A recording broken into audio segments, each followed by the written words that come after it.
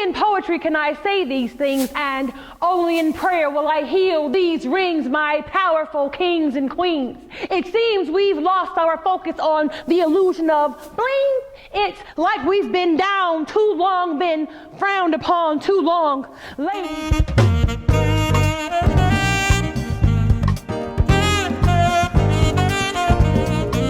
I love working with children. I love spoken word, reading. I really like bringing the arts into all aspects of life. It helps children be more productive, be more creative, and provides a positive outlet through anything they may go through in life. So I really enjoy facilitating workshops, creative writing, spoken word, public speaking, anything that could allow a child or a teenager to own that moment in the spotlight and be amazing on stage. So, spoken word is action. It is poetry in action, if you will. It puts emotion, it puts power in words that come off of paper or in a book that normally will just be read or said out loud. Poetry allows you, spoken word allows you to actually put an action to those emotions, a feeling, and it lets you enunciate and produce an emotion that normally people wouldn't be able to feel.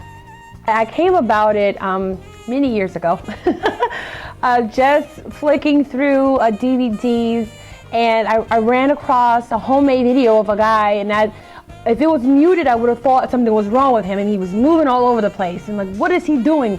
Turn it up, I'm listening to him, and I'm like, I want to be like him when I grow up.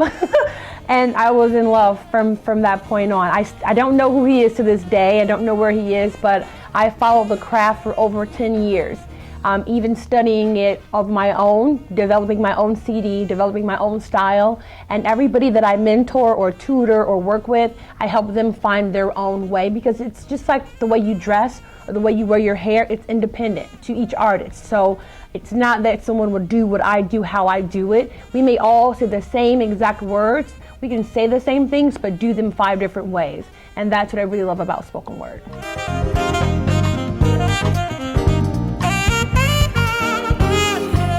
You know, the thing about the church and identifying with the reality of what is going on in times now, it's hard to draw that line, and it's hard to blur that line, because you never want to contradict or conflict people's spirits when it comes to the arts and bringing them into the place of worship. You want to be very sensitive to that. The thing I love about spoken word in the church, it is a very intimate and a very delicate and a very loving way that you can produce your art with respect to the congregation and what's going on. The reason that I think it's imperative that churches, schools, all programs in dealing with children impart spoken word into their curriculum as well as into their congregation is because it is a viable outlet for resources. Everyone may not be able to sing or dance or play an instrument, but there are some powerful speakers that we have amongst us, some powerful voices that we could utilize. And if they feel like spoken word is shunned upon or it doesn't have a nice light, then that's going to be eliminating an entire group of people that may very well be talented and have something to offer the congregation. So I believe with proper coaching, I believe with proper presentation, spoken word definitely has a place in congregation. Absolutely.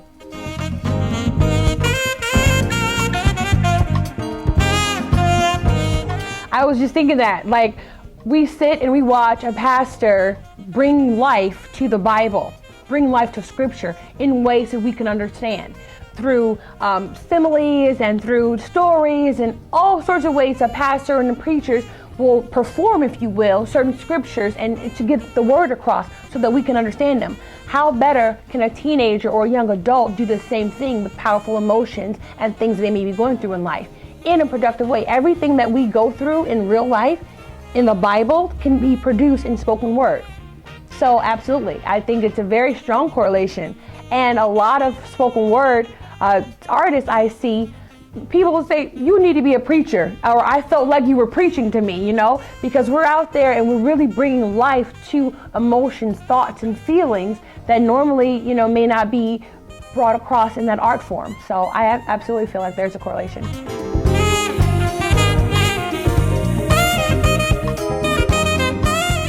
Your group of young people, I am always floored by. I always get the group who likes poetry, may like spoken word, doesn't like speaking in front of a group, and they blow the congregation and the entire community away every year, every time I work with them.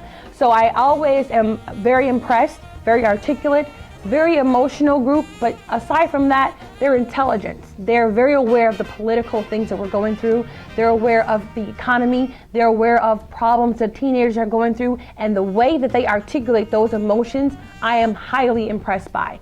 This particular group of individuals that I work with, any season, they're always very conscious of the spirit, they're conscious of their community, and they're very conscious of their own emotions and how they're being portrayed. So to be here at Christ Church and constantly work with the youth here, I am never once, not one part disappointed, always amazed. Very, very talented, conscious. Spoken word can be looked at as hip hop. It can be looked at as fun. It can be looked at as anything you want it to be, but your children here, they're always very conscious. I really like the fact that they're aware of what's going on around them and above them, things that adults go through. They mention that in their spoken word. The way that women are looked at in the media, they mention that in their spoken word. Things that you wouldn't think a 14-year-old would even care about, they mention in their spoken word. And that's why I know for sure it is a viable option for them to express themselves. Because normally in conversation, an adult wouldn't know that this young man had a feeling about guns or had a feeling about the way women are portrayed in media. We wouldn't know that in casual conversation. So seeing them in action in spoken word really lets me know that it needs to be here. And I'm very happy that you produce it here. Absolutely.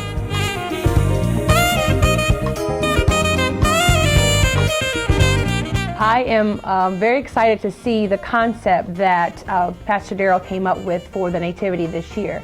It's a very different aspect, a very different twist, I guess you can say, on how the birth came about. He's incorporating spoken word. And this time we're not going to just say what happened, we're going to interpret. We're going to show you what the feeling was like, and not just with the main characters of Mary and Joseph and Elizabeth, but the star, or maybe the animals, or maybe a shepherd. You're really going to be able to hear and feel what those emotions were like through spoken word. And I am very excited. I've been working with an amazing group via text, via phone, via Sundays, like however I can get my hands on them and get in their ear and I get a good idea of what they're doing and how they're doing it. I'm blown away by it. They're interpreting the emotion and the feeling behind what was going on back then. And I'm excited to see it. I haven't seen the whole thing and how it's going to flow, but I know for sure it's going to absolutely be amazing.